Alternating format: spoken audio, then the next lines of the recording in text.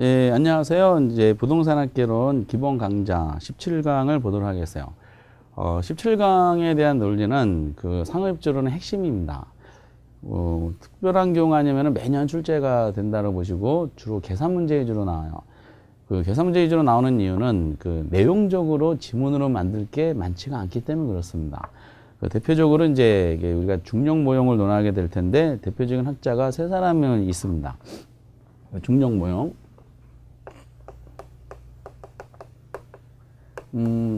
이 중력이라고 한 내용은 그 렐이란 분이 그 이제 자연과학인 옛날에 시험에 요즘에도 나왔더라고요. 뉴턴의 그 만력 법칙, 자연 법칙이죠. 요거를 사회과학으로 이제 원용을 한 겁니다. 그래서 모든 물체는 끌어당기는 힘이 있다는 거를 포인트로 잡아가지고 결국 그 점포는 고객을 대상으로 끌어당기는 힘이 있다. 이렇게 이제 표현하게 되는 거죠. 그래서 이제 중력 모형은 이제 선배인 크리스탈러라는 학자가 제시해준 중심지의 형성 과정을 논한 것이 아니라, 형성된 중심지와 중심지 간의 상호작용을 논한 이론이다라고 보시기 바랍니다.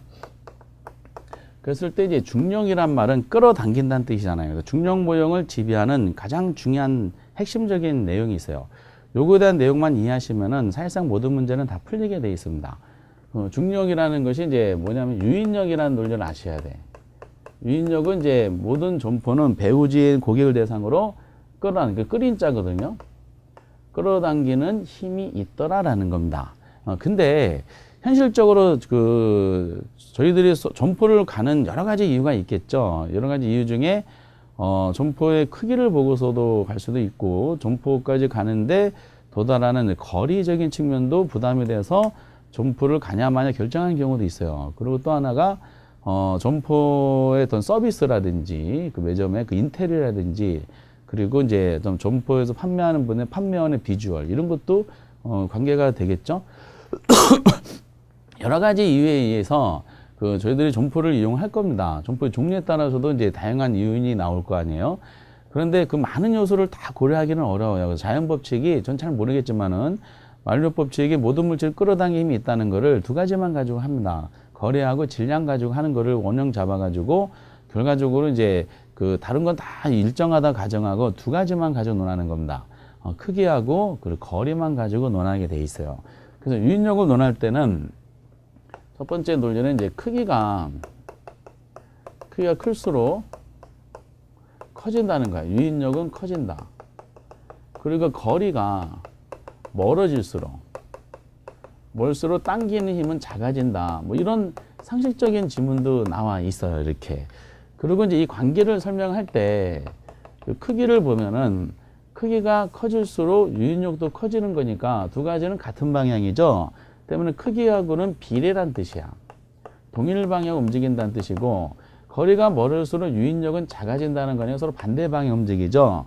거리하고는 반비례란 뜻입니다. 반비례란 말은 반대 방향으로 이렇게 움직인다는 뜻이죠. 그래서 이거를 정리해보면 이제 계산 문제를 풀어야 되니까 주로 계산 문제 나온다고 그랬어요. 유인력에 대한 구조를 논하다 보면은 비례의 관계는 이제 같은 방향 움직이잖아요. 그럼 비례는 분수로 표현할 때 결과에 미치는 영향력을 표현하는 과정 중에 우에다 갖다 놔. 그래서 크기에는 비례니까 우에다 갖다 놓고요.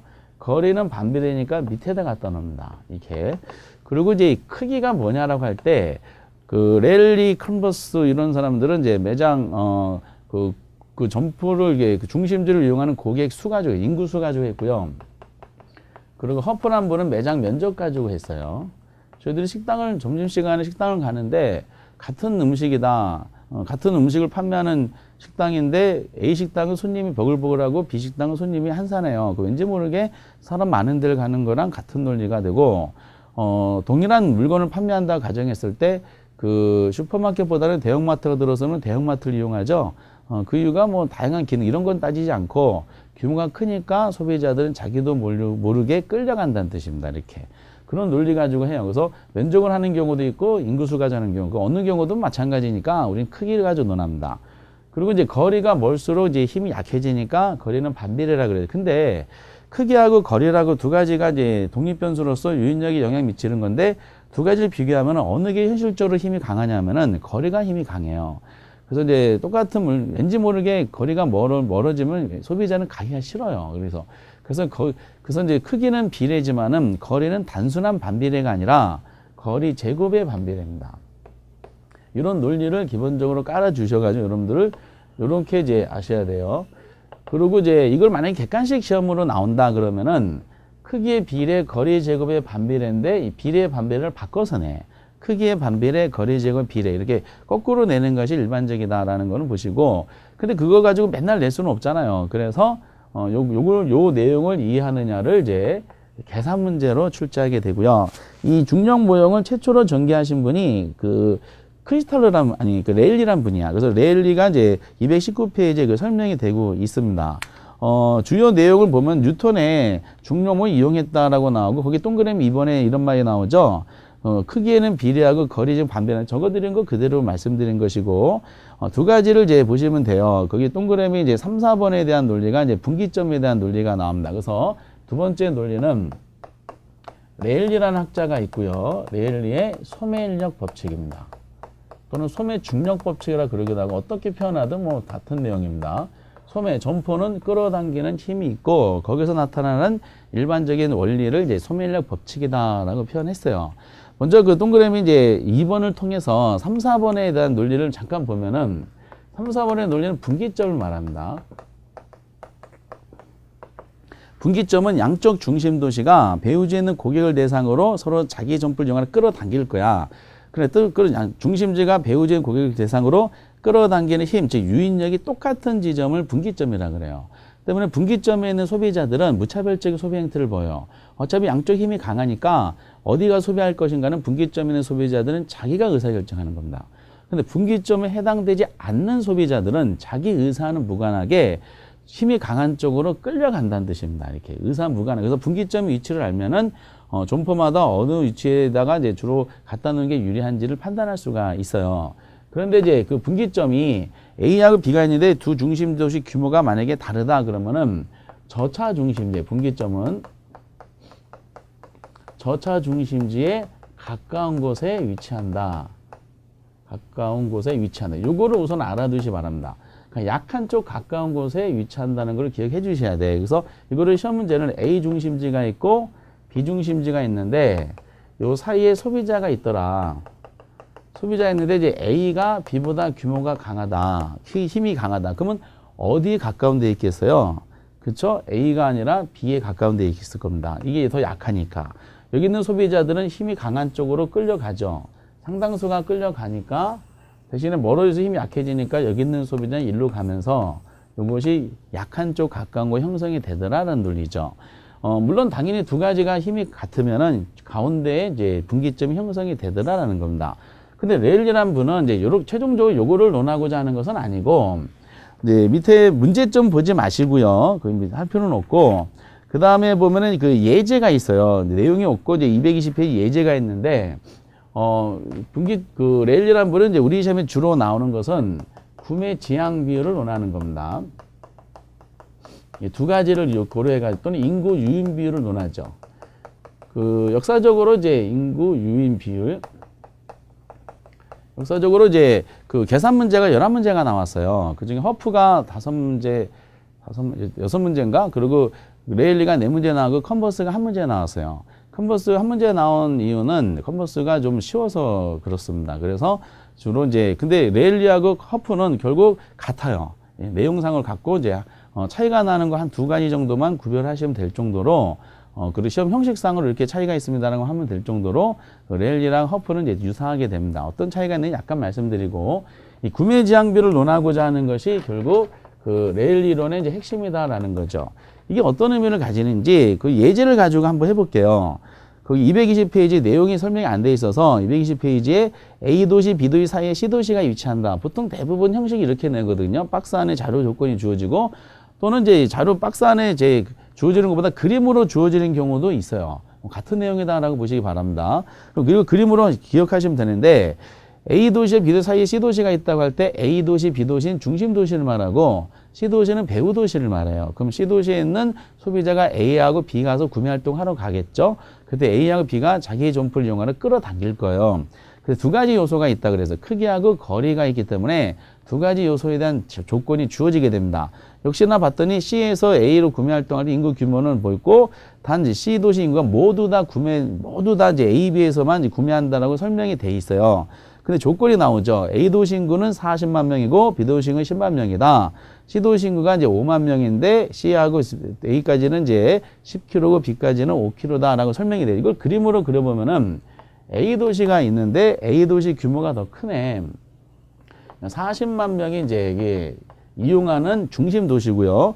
그래서 A까지 거리가 이제 몇 킬로냐면은 10km가 떨어져 있다는 거야. 어디서?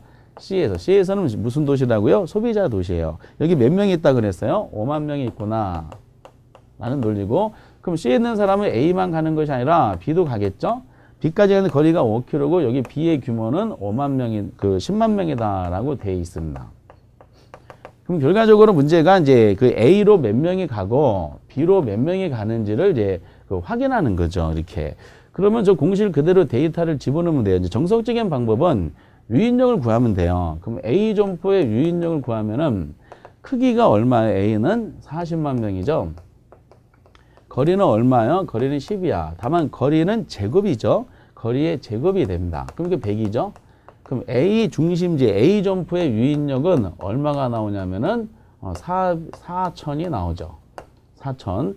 그 B도시 유인력도 구하면 돼요. B도시 크기가 지금 얼마냐면은 이제 10만이네. 여기다 10만 집어넣고 그리고 거리가 몇 킬로냐? 5킬로니까 5의 제곱이 되겠지. 5의 제곱 얼마죠? 25가 돼. 그러면 5의 제곱 25면 이건 얼마가 나와요? 이것도 나누면은 4천이 되네. 그럼 두 가지 유인력이 A하고 B가 있는데 유인력의 힘이 똑같네. 그럼 두 개를 더해. 더하면 8천이 나오잖아요. 그럼 8천 중에서 4천이 A로 가고 8천 중에 4천이 B로 간다는 거죠. 그러니까 이거는 얼마다? 50%고 이것도 50%야. 그러니까 절반씩 가는 거니까 여기 있는 사람 50% 일로 가고 50% 일로 가니까 5만에 50%는 얼마죠? 2만 5천 명씩 나눠 먹는다는 뜻입니다. 이런 식으로 밑에 해설이 되어 있어요. 그래서 2만 5천, 2만 5천인 3번이 정답이 됩니다. 그런데 이제 이렇게 이 정석적인 방법을 구하는 거는 필요성이 있어요. 그런데 이걸 좀 간단하게 하는 방법이 있어요. 간단하게 하는 방법은 크기를 가지고 이제 거리를 가지고 이제 어차피 두 개밖에 안 해요. 레일리는 두 개 도시 그리고 두 개 요인, 그러니까 거리하고 크기밖에 안 하다 보니까 특히 몇 대 몇으로 딱딱 떨어지는 경우는 이 방법을 해도 됩니다. 그럼 금방 풀할 수가 있습니다. 어떤 분은 레일리든 허프 문제가 나오면은 작년에는 허프가 3개가 나와서 그렇지 않았지만은 2개 정도가 나오면은 이제 10초 만에 풀었다, 13초, 14초, 뭐 7초 이런 무용답이 나오는 경우도 있습니다. 이거는 그림상으로 딱딱 떨어지기 때문에 그렇습니다. 그럼 이제 크기가 나오잖아요. 그럼 어차피 크기하고 이렇게 한번 보세요. 거리 가지고 논하는 것이 누적되는 겁니다. 그럼 A하고 B가 이렇게 있을 거야. A하고 B. 그럼 크기를 따지면은 A는 40이고 B는 얼마야? 10이잖아요. 어디가 더 커요? A가 크기는 클수록 유리하잖아. 그 A가 더 클수록 유리한 거니까 몇 배 유리해? 4배 유리하죠? 40이고 10만이니까 4배 유리한 거. 그럼 4대 1이 됩니다. 크기 면에서는 A가 4배 유리하다는 걸 4대 1로 표시해요. 거리 면에서는 이제 어디가 유리해? 가까울수록 힘이 강하다 그랬죠? 이거 5고 여기는 10이야. 몇 배 유리해? 자체적으로는. 5하고 10이니까 2배 유리해. 가까울수록 2배 가깝죠? 2배 유리해. 근데 거리는 최종적으로 제곱이잖아요. 2의 제곱이니까 얼마? 4야. 그럼 거리 면에서는 어디가 유리해? B가 4배 유리한 거야. 그럼 얘는 1대 4가 돼. 그럼 누적시키면 얘는 4대 곱하는 거니까 4대 4가 되는 거야. 4대 4면은 결과적으로 이 두 팀이 만약 축구 경기를 했다. 이 팀에 총 8골이 난 거죠. 8골 중에 A팀이 4골 났고 B팀이 4골, 2개를 더한 거를 나누면 돼. 그럼 당연히 이게 몇 프로다? 이거 50%가 되는 거지. 그러니까 5만면 50%니까 2만 5천, 2만 5천 이렇게 나눠지게 됩니다. 그래서 딱딱 떨어지게 나올 때는요, 이 방법으로 하는 게 더 빠를 수도 있어요. 어차피 같은 내용이기 때문에 그렇습니다. 근데 이제 이것도 이제 허프할 때는 이제 유용성이 커요. 그래서 기본적인 원리가 정석적인 방법 하는 거하고 이렇게 해주시기 바랍니다. 한번 더 잠깐 더 해볼까요? 실제 시험에서 나왔던 문제가 어떤 것도 나왔었냐면은 여기가 42만이 나왔었고요. 42만. 여기가 이제 7만이 나온 적이 있었어요. 7만. 이게 최초로 나왔었던 레일리 문제 중에 하나죠.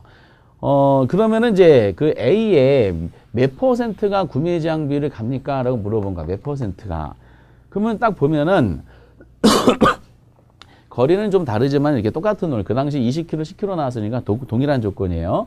크기를 따지니까 어디가 유리해요? 크기 따지니까 A가 유리하지. 42만이고 7만이잖아. 몇 배 유리해?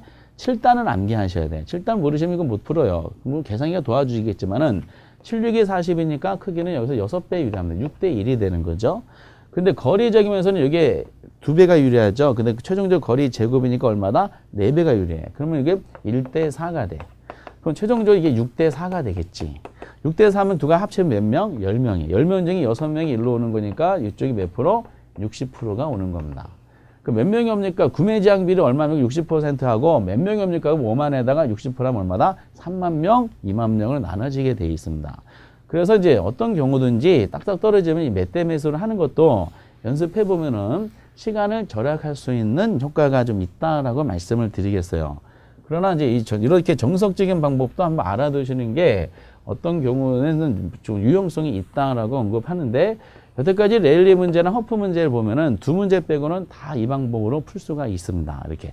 그 나머지 두 문제는 방금 정석적인 방법으로 하는 게 효과적입니다. 그래서 현장에서 판단할 수 있는 능력이 있으면 좋겠어요.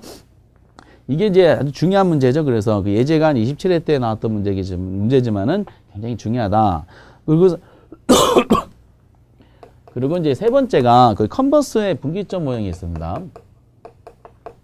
컨버스는 이게 정확하게 표현하면 수정 소매인력 법칙입니다. 수정 소매인력 법칙. 그럼 소매인력 법칙이라고 해놓고 수정이라고 해놨잖아요. 그럼 누구 거랑 연관성이 있겠어요? 그렇죠. 레일리 거랑 연관성이 있어요. 레일리 이론이 소매인력 법칙인데 컨버스는 수정 소매인력 법칙이라고 그래요. 학문적으로는. 근데 왜 그 수정했다 그러면 이 의미가 그럼 레일 이론이 틀렸으니까 내가 수정했다 이런 논리는 아니고요. 컨버스라는 후학자는 레일리 이론이 맞다는 거를 그 이론의 유효성을 입증한 사람이에요. 다만 레일리라는 학자가 조금 부족하게 설명한 내용들을 좀 수정한 겁니다. 이렇게 부족하게 설명한 부분이 뭐냐면은 요걸 부족하게 설명한 거야. 이렇게 분기점은 레일리라는 사람은 어디에 가까운 데 있을 것이다. 그러니까 저차 중시에 가까운 데 있을 것이다 라고만 설명해 줬어요. 근데 컨버스라는 사람은 분기점이 그러면 그 차에서 얼마 정도 위치해 있고 저 차에 얼마 정도 위치했는지 어디서 가까운 것이 아니라 구체적인 분기점 위치를 찾아주는 이론입니다. 그래서 분기점이 가까운 위치가 아니라 구체적인 분기점 위치를 찾아주는 거기 때문에 컨버스는 다른 말로 책처럼 분기점을 찾아주는 모형, 그래서 분기점 모형이다라고 얘기합니다. 요거랑 바로 연관성이 있게 하시면 돼요. 그럼 분기점을 이제 찾는 모형이라는 게 이제 수정해가지고 나타난 거니까 분기점의 위치를 찾는 이제 공식을 아셔야 됩니다. 밑에 공식이 잘 설명이 되어 있어요. 그래서 분기점은 이제 딱 한 번만 계산 문제 나오지 않았지만은 공식상으로 보면 이제 DA라고 한번 해볼게요. 이 D는 디스턴스, 거리를 말해요. 분기점의 위치가 해석하면 가로친 것처럼 A로부터의 얼마 정도 거리에 있느냐라는 걸 계산하는 겁니다. 계산할 때 두 도시 전체의 거리를 이제 우리는 문제상에서 주어질 것이고 얘는 1 플러스 루트를 쳐야 돼요. 루트 안이 들어가야 되는데 지금 거리를 찾는 거잖아. 그러면 유인력은 크기하고 거리밖에 논점을 삼는 게 아니죠. 그럼 거리를 찾는데 뭘 통해서? 크기를 통해서 거리를 찾는 겁니다. 결과적으로. 그러면 여기 루트 안에다가 어떻게 집어넣냐? 만약에 A로부터 물어봤잖아요. 물어본 A를 밑으로 까시면 돼. A의 크기를 밑으로 까시고 상대방 크기를 B로 덮으시면 됩니다. 물론 이게 B로부터 거리 물으면 B분의 A 하시면 되는 거죠. 이 공식 때문에 컨버스가 잘 내지 않는 거예요. 그럼 밑에 이제 예제가 있어요. 예제 오른쪽 보면 A가 있는데 그리고 이제 B도 이렇게 돼 있어요. 근데 A로부터 B까지 거리가 전체가 몇 킬로 돼 있냐면 이제 8킬로로 돼 있어요. 그리고 A의 규모가 1000으로 돼 있고요. B의 규모가 9000으로 돼 있어요. 이렇게. 그럼 보기 5개니까 1번부터 5번까지 해놓고 지금 어디서부터 들어왔냐? A로부터 들어왔어요. A로부터 이제 이게 2, 4, 6, 8 이렇게 그림이 나와 있죠? A로부터 몇 킬로 지점이 있느냐라는 논리야. 근데 이거는 1, 2, 3, 4, 5번 중에 그 골라낼 수가 있어요. 레일리만 가져도. 규모가 어디가 더 작아? A가 더 작아. 그 레일리 것만 해도 그 저차 중심이 가까운 데 있는 거니까 전체 거리가 8km니까 4km를 기준으로 4km 안쪽을 A로부터로 표현하니까 4km 안쪽에 있습니다. 근데 3, 4, 5번은 4km 바깥쪽에 있잖아. 답이 아니야. 그 1번 아니면은 2번 둘 중에 하나로 압축이 됩니다. 계산하지 않는다 하더라도. 근데 이제 1번에 1km고 2번에 1km인데 1km는 너무 가까운 거야. 그 답은 2km가 되는 거야. 여기가 분기점이 이렇게 형성이 되는 겁니다. 그러면 확실하게 판단하기 위해서 여기다 공식을 데이터를 집어넣으면 되겠죠? A로부터 거리니까 전체가 8km고요. 1 플러스 루트가 이제 A로부터니까 A를 밑으로 까셔야 되죠. 이게 1000이고 상대방이 9000이야. 그럼 루트 안을 풀면은 이제 9잖아. 그 루트 9를 이제 누가 풀어주냐? 저희들이 푸는 것이 아니라 계산기가 풀어줘요. 그럼 계산기에 루트가 있어요. 루트 없는 계산기 빨리 버리시고 루트 있는 계산기를 시장에서 5,000원짜리 하나 사시면 돼. 그럼 루트를 누르고 9를 누르고 루트 딱 치자니 이게 3이 딱 떠. 그럼 1 더하기 3은 얼마다? 4가 나오기 때문에 8을 4로 나누면 2kg가 딱 되는 거죠. 그래서 그림을 그려도 2kg고 대칭 찝어도 2kg고 풀어도 2kg가 됩니다. 그래서 컨버스에 대한 논리는 딱 한 번밖에 안 나온 이유가 이게 자주 나온다 그러면 대부분은 이 공식을 책상에다 적어 놓을 거예요. 현장에서. 그래서 이 논점을 삼기가 별로 중요하지 않구나 해가지고 이거 한 번밖에 안 나왔지만은 그래도 기본 논리니까 이거를 한번 풀어보는 연습을 한번 해보셨으면 좋겠어요. 그리고 이제 이러한 컨버스 레일 이론을 확장한 것이 이제 허프야, 허프. 허프는 이제 확률 모형으로 이제 이 내용을 확장하게 되는데 사실상 중력 모형의 이제 종결자다라고 하셔도 될 정도입니다. 허프가 제일 문제가 많이 나옵니다. 허프는 이제 거기에 이제 그 내용을 잠깐 보면은 그 레일리와 컨버스가 두 도시 관계만 설명하고 있다. 이에 비하여 허프는 확률적 한권 모형으로 여러 개 존재하는 대대 쇼핑센터 결정한 모형이다라고 설명이 되어 있어요. 뭐라고 설명한 것은 의미가 없고 그 레일리하고 이제 레일리 컨버스하고 그 허프가 좀 내용이 다른 게 있어요. 그리고 그 미시적 분석이란 말이 돼 있죠. 그 여러분들 보실 단어는 뭐냐면은 허프 해놓고 이제 여러 곳에란 말에 줄 쳐주시고, 그 대도시에 줄을 쳐주시고, 그리고 밑에 미시적 이 말에 줄을 쳐주시기 바랍니다. 그 정도 단어 가지고 해석을 하고, 주요 내용에 대해서는 이제 시험에 나온 게 동그라미 4번이 나왔었어요. 적당한 거리에 저차 중심지가 있으면 인근의 저차를 지나칠 가능성이 있다. 이것도 하나 줄을 쳐주시기 바랍니다. 동그라미 4번만 체크해 주세요. 적당한 거리에 고차 중심이 있으면 인근의 저차를 당연히 지나치겠지.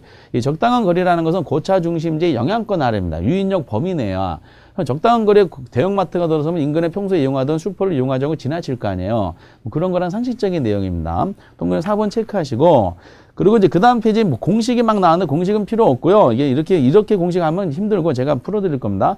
유인력이야, 유인력. 타이틀이 유인력이란 말에 동그라미 치시고, 그 동그라미 이제 2번에 보면은 그 상권의 모든 상점의 유인력은 규모에 비례하여 거리에 반비례한다라고 돼 있잖아요. 저 유인력 논리랑 레일이랑 동일한 상황이야. 차이가 있는 게 마찰 계수값을 2로 가정한다 되는데 이거는 우리 문제상에서 가정하는 것이고 현실은 그 마찰 계수가 여러 가지 값을 가진다는 겁니다. 이거 참고하시기 바라고요.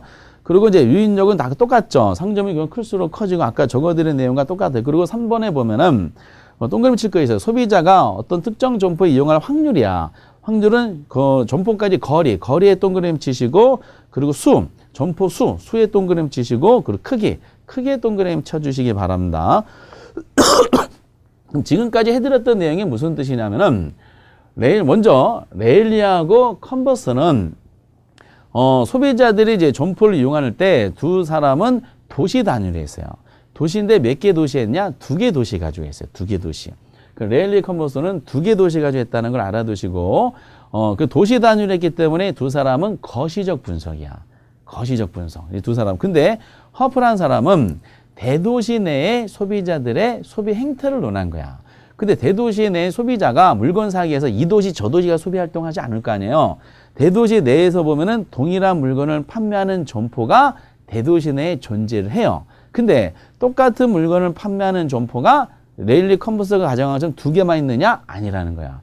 2개 이상이 있다는 거야. 2개 이상. 그래서 레일리 컨버스는 2개 도시 가지고 했는데 비해서 허프는 2개 이상의 점포 단위로 했어요. 점포 단위. 점포 단위로 했기 때문에 허프는 미시적 분석이다라고 하는 겁니다. 다시 도시 단위로 한 레일리 컨버스는 거시적이고 그 점포 단위로 한 대도시 내 점포 단위로 한 허프는 미시다. 미시. 그리고 이제 두 개 도시 단위로 그 랠리 컴은 두 개만 가져있지만은 대도시 내 점포가 두 개만 있는 게 아니라 여러 개 있다. 그래서 두 개 이상을 가지고 있습니다. 이렇게 두 개 이상. 또 하나 차이점은 랠리는 그 여기 거리의 제곱이라 그랬어요. 거리 제곱. 그러나 허프는 거리 제곱이 아니라 마찰계수, 여기다 마찰계수를 집어넣으라 그랬어요. 그래서 뭐 거리의 제곱이 아니라 거리의 마찰계수 승의 반비례가 돼. 근데 허프는 마찰계수가 그 2가 이제 2뿐만 아니라 2 이외의 숫자가 될 수도 있다라고 했어요. 그러면은 이제 이 논리가 어떤 거냐면은 A 점포가 있는데 A 점포 규모가 1000이고요. 여기 사이에 소비자가 C가 있고요. 여기 B 도시가 있는데 B 점포가 규모가 1000이야. 1000제곱미터. 거리가 5km고 5km야. 그럼 랠리 이론에 따르면은 거리도 똑같고 그리고 크기도 똑같기 때문에 여기 있는 소비자가 이쪽으로 50% 가고 이쪽으로 50% 갈 거야. 이거는 이제 마찰계수를 이제 거리 2로 가정했을 때 논리예요. 근데 허프라는 사람은 그러지가 않을 수도 있더라 그랬어요. 그러지 않을 수가 있다. 어떤 논리냐? 여기까지 가는데 동일한 물건 하는데 랠리라는 사람은 도로교통 상황이 동일하다고 가정을 했어요. 근데 현실은 도로교통 상황이 똑같은 거리를 하더라도 도로교통 상황이 동일하지 않더라. 저희들이 물건 사러 가는데 동일한 거리야. 똑같이 뭐 30m 떨어진 점포에서 뭐 담배를 하러 사러 가려고 그래요. 근데 3m 떨어진 한 점포는 횡단보도를 좀 건너야 돼. 이쪽은 횡단을 건너지 않아. 그러면 건너는 것에 대한 부담이 굉장히 크거든요. 이 횡단보도가 심리적인 거리에 대해서 심리적인 이제 부담을 느끼게 만드는 요건이 됩니다. 그쪽으로 잘 안 간다는 거죠. 그리고 이제 똑같은 점포를 가는데 A 점포까지 가는데 여기 시댁이 거주하고 계세요. 시어머니께서 그리고 계속 이제 점포 앞에서 24시간 중에 23시간 59분 59초를 산책하고 계세요. 그럼 왠지 시댁이 존재하면은 심리적인 부담이 있어서 잘 안 가. 똑같은 거리를 하더라도. 여기는 친정이 있어. 그럼 왠지 친근하니까 이쪽으로 가겠지. 그러다 보니까 이제 현실적인 장애물을 고려하자. 그 현실적인 장애물을 거리의 이제 시간적인 측면을 고려해주는 마찰계수가 돼요. 마찰계수는 단순한 거리가 아니라 거리를 극복하기 위해서 소요되는 시간거리 개념이에요. 마찰계수는. 그래서 이제 현실적인 장애물을 고려하다 보니까 마찰 2가 아니라 이 이외의 숫자도 될 수도 있더라라는 겁니다. 이렇게. 그런데 근데 우리 아까 책에 나온 것은 마찰계수 2로 가정한다는 것은 편의상 우리 시험에서 가정하는 거예요. 현실적인 마찰계수가 2가 아닐 수도 있다는 것을 주의하시기 바랍니다. 정리해 보면은 랠리 컨버스는 크기하고 거리할 때 랠리 컨버스는 인구수 가지고 했어요. 랠리 컨버스는. 근데 허프는 매장 면적 가지고 했습니다. 그리고 이제 랠리 컨버스는 도시 단위로 했다. 그래서 거시적이다. 근데 허프는 점포 단위로 했다. 그래서 미시적이다. 그리고 랠리 컨버스는 그리고 두 개 도시 가지고 했다. 근데 허프는 대도시 내에 다수의 점포를 단위로 했다. 다수 두 개 이상. 그리고 랠리 컨버스는 거리의 제곱이라고 했다. 근데 허프는 거리의 마찰계수 승의 반비례다. 마찰계수가 있는데 마찰계수는 2가 될 수도 있고 그 2의 숫자가 될 수가 있다. 그래서 왠지 심리적인 부담이 클수록 마찰계수가 커. 그럼 왠지 가기가 힘들어지게 돼 있다. 이렇게 합니다. 그래서 허프 문제 나올 때는 반드시 마찰계수를 주어지게 돼 있다는 것을 알아두시기 바랍니다. 그런 논리가 이제 책에 나오는 거야. 그래서 아까 이제 줄초들이라는 거를 보시고 이런 모든 논리를 그 허프 문제가 나올 때 상대적으로 이제 계산 문제가 주로 나오다 보니까 이론적인 측면은 많이 언급이 안 되더라고요. 아까 그래서 적당히 고차 있으면 이제 인근에 저 지나친다. 뭐 이 정도만 이제 시험에 나온 거죠. 대부분은 숫자로 이제 계산으로 내더라. 근데 보통 두 개의 점포를 가지고 냈었을 때는 누구랑 똑같냐? 레일이랑 똑같게 나와요. 저 허프 문제가 6문제 나왔는데 그 중에 5개가 그 허프처럼 두 개 점포 가지고 했어요. 그리고 마찰계수를 2로 가정했어. 그럼 두 개의 점포 마찰 2로 가정하면 레일리 푸는 거랑 같은 방식 하시면 돼. 근데 이 질서가 작년 28회 때 깨졌어. 밑에 예제가 있어요. 22회 때 보시면 222페이지 보시면은 28회 이제 그 숫자로 나온 계산 문제가 있는데 허프 모형을 이용하라 그랬고요. X지역의 소비 주민이 할인점 A를 방문할 확률과 할인점 A의 월 추정 매출을 순서대로 나열하시오 이렇게 했어요. 단 주어진 조건에 하나만 넣고 X지역 조건이 쭉 나오죠. 그러면 허프라는 사람은 확률 모델은 뭘 하는 거냐면은 대상 점포의 시장 점유율을 논하고자 하는 게 목적이야. 대상 점포의 시장 점유율이 파악이 되면은 이 대상 점포가 시장이 가지는 지배력을 통해서 추정 매출액이 나옵니다. 그러면 이거 계산을 하면은 하워프는 그 다수의 점포를 가지고 했잖아요. 그러면은 소비자들이 이용 가능한 모든 점포를 구해요. 모든 점포에 뭐를 구하는 거냐? 모든 점포의 유인력을 구해야 돼. 아까 책에 수식으로 된 공식이 이 내용이야. 모든 점포 유인력을 구하는 이걸 전부 다 합해. 그럼 전체가 나왔을 거 아니에요? 전체 중에 물어보고자 하는 대상 점포 유인력을 구하시면 돼. 대상 점포의 유인력을 위에다가 갖다 놓으면은 이 대상 점포가 가지는 시장 점유율을 파악해서 시장에서 대상 점포의 경쟁력을 파악할 수가 있어요. 그래서 이게 한번 돌파구가 세개 점포가 나왔기 때문에 이런 패턴으로 계속 나올 가능성이 매우 높아졌다라는 겁니다. 그러면 이제 모든 좀 유인력을 구하는데 지금 X 지역에 소비자가 4,000명이 있다고 나왔고요. 그리고 1인당 월 할인점 소비액이 35만 원이 나왔어요. 그래서 이제 할인점 월 추정액을 구한 거니까 마찰 계수가 2로 가정했네. 그럼 거리의 제곱이라 하는 뜻이야. 마찰 계수 2니까 거리 제곱. 그리고 X 지역 지금 모두 이제 그 구매자하고 A, B, C에서만 다른 데는 가지를 않네. A, B에서만 구매하는. 나중에 이 조건도 되게 중요한 의미가 됩니다. 자료가 주어졌죠. 그러면 각각마다 3개 점포니까 A 마트를 한번 보세요. A 점포를 보면은 A 점포의 크기가 있잖아. 크기가 얼마나 주어졌어요? 500이 주어졌네. 그 위에다 갖다 놔. 그리고 거리가 주어지겠지. 거리가 얼마 주어졌어요? 5km가 주어졌어. 5km 주어졌는데 거리의 마찰수가 2가 나왔잖아요. 그럼 똑같이 레일전 이게 5에 제곱하시면 돼요. 그럼 5에 제곱은 25잖아요. 그럼 뭐가 나와요? 유인력이 나와. 그럼 500을 25로 나누면 얼마 나와요? 25인가요? 500을 25로 나누면은 그 20이 나오네. 20이 유인력이 딱 뜨고요. 이제 B를 볼까요? B 점포를 보면은 할인점 할인점 규모가 얼마다? 300이야. 300. 300의 거리가 얼마였어요? 거리가 현장에서는 이 공식에 따라서 이 조건이 나왔으니까 시험지에 바로 표시했어요. 그래서 이 문제를 어떤 분은 17초, 15초, 20초 만에 풀었던 문제입니다. 연습만 되면 돼. 똑같은 조건이니까 300이 나왔고 거리가 몇 킬로다? 10이야. 10의 마찰에서 2니까 10의 제곱이니까 얼마? 100이 되는 거지. 이게 얼마 나와요? 그럼 3을 300을 100으로 하면 3이 나와. 그 C 점포, 이게 보통 2개만 내다가 C가 하나 더 나왔어. 그러면 C가 하나 더 나오니까 450이 나왔어요. 그리고 이제 거리가 몇 킬로죠? 거리가 15킬로가 나옵니다. 15킬로인데 15의 제곱이야. 그럼 이게 225가 나오죠? 그럼 450, 225 나누면 얼마 나와? 이윤력은 2가 나와. 가장 힘이 강한 것이 얼마다? A야, A. 그러면은 이 모든 점포 유인력을 다 구했잖아요. 이거는 여기 판세기 때문이지 현장에서는 시험지에다 바로 조건이 주어진 거니까 밑에다가 숫자를 바로 적었어요. 그리고 이걸 전부 다 합해. 합하면 얼마 나와요? 25가 나오잖아. 그쵸? 그럼 25에서 어디 걸 물어봤어요? A 가는 걸 물어봤잖아요. 그럼 25분의 얼마다? 20 하는 거야. 25분의 20은 이게 몇 %야? 80%가 되는 거지. 그래서 이제 거기에 80%가 조건남 1번, 2번 중에 하나가 되는 겁니다. 근데 물어본 것이 몇 %가 옵니까? 확률이 얼마 옵니까? 를 물어보면 끝나는 것이 아니라 추정 매출액이 얼마냐 물어봤잖아요. 근데 1인당 월 할인 추정 매출액이 얼마였어? 35만 원이었었죠? 35만원인데 몇 명이 있어? 4,000명이 있다 그랬잖아요.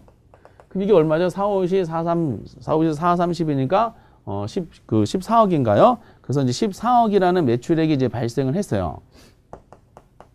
14억이죠? 4, 5, 20, 4, 32, 14억이 매출액이 발생해. 근데 14억이 전체 매출인데 이 사람들이 이제 다 대부분 어디로 가요? A로 간다 그랬잖아. A로 몇 프로 가요? 80% 가잖아요. 그러면 80%에다 14억을 곱하면 되는 거지. 요거를 하나 더 물어본 것이 약간 변수였었어요. 보통 여기까지 물어봤는데 매출액까지 물어봤어. 그럼 4, 8이 30이고 8, 4, 30이고 8이 10, 8이 8이니까 11이죠. 그럼 11억 2천만 원이 정답이 되는 거야. 그래서 추정 매출액, 추정 이제 확률은 80%. 그 보기가 두 개를 압축이 돼. 그럼 11억 2천만 원을 찾는 게 정답이니까 답은 2번이 됩니다. 그럼 요 문제가 역사적으로 그 레일리 컨버스 허프라는 중력 모형을 물어봤던 난이도 중에 최고의 난이도예요. 이게 왜 최고 난이도냐? 딱 한 가지 이유 때문에 그래요. 하나를 더 물어봤기 때문에. 두 개를 물어보다가 하나를 더 물어봤어요. 그럼 출제원이 한번 하나를 더 물어보니 돌파구를 마련했으면은 출제원이 다른 것도 낼 수가 있어요. 이제 매출, 그럼 뭘 나타날 수, 낼 수 있냐면은 이제 마찰 계수가 이 점포마다 다르게 줄 수도 있어요. 요거는 2, 요거는 3으로 주을 수도 있고 이렇게 마찰 계수가 다르게 주었을 때 2로 통일시키지 않고 다르게 주었을 때도 이제 충분히 나올 수 있는 여지가 생겼다는 겁니다. 그래서 어쨌든 이제 우리가 이 레일리 컨버스 허프를 논하다 보면은 항상 기본 패턴이 뭐냐면은 유인력 공식을 아셔야 된다는 거야. 정리해 보면은 크게는 비례하고 거리의 제곱에 반비례한다는 거를 기본 모델로 해놓고 사실상 이 공식에다 데이터를 집어넣으면 문제에 주어진 조건에다가 맞춰서 데이터를 집어넣으면은 100%다 풀려요. 이렇게. 그래서 이제 차이가 이제 허프는 2가 아니라 마찰 계수가 주어질 수 있다는 가능성. 그리고 이제 허프는 2개의 점포가 아니라 2개 이상의 점포도 주어질 수 있다는 그 현실. 이런 것들을 이제 고려해 주셔서 여기에 맞춰서 이제 문제를 연습하시면 되고요. 연습하시는 문제는 저희들이 준비해 드리면 되는 겁니다. 그래서 허프 문제는 중력 모형은 29회 때도 꼭 출제가 됐다. 뭐로? 계산 문제로 출제가 됐다라고 가정하시고 꼭 맞춰야 될 계산 문제 유형으로 분류해 놓으셔야 됩니다. 수용급에서 나오는 계산 문제랑 중력모에 나오는 계산 문제는 꼭 맞추셔야 됩니다. 아주 중요한 것이고, 그래서 이 3인방인 레일리, 컨버스, 허프에 대해서 한번 살펴봤어요. 아주 중요한 거 자꾸 반복적으로 보시고, 근데 다른 거 할 필요 없이 기출문제 너무 많이 11문제나 나왔기 때문에 제시할 수 있는 거 다 제시해 줬어요. 그래서 11문제 기출문제 나온 것만 잘 정리하셔도 29회 때 문제 유형은 아마 잡히실 겁니다. 그리고 223페이지 넬슨하고 후보는 안 보셔도 돼. 한 번도 출제된 적이 없어요. 여기다가 이제 하나 더 첨가하는 것이 뭐냐면은 이게 요즘에 20회에 더 비중이 높아진 겁니다. 거의 90% 이상이 레일리, 컨버스, 허프에서 나와요.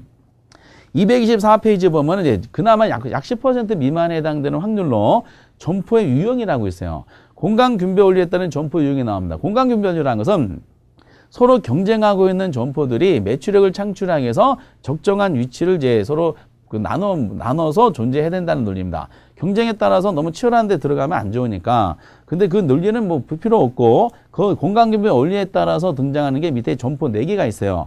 집심성, 집재성, 산재성, 그리고 국부적 집중성 점포가 있습니다. 이 4가지에 대한 유형만 잘 아시면 돼. 그것이 나머지 10%짜리다라고 다시 말씀드리고 지우겠습니다. 중요한 이 3인방 내용은 잠깐 지우고 점포 입지 유형별 점포라고 저희들은 분류해요. 공간균배에 따른 입지 유형별 점포. 근데 여기서 유형별 점포를 구분할 때 뭐만 별도로 논하는 거냐면 집심성 점포만 별도로 논합니다.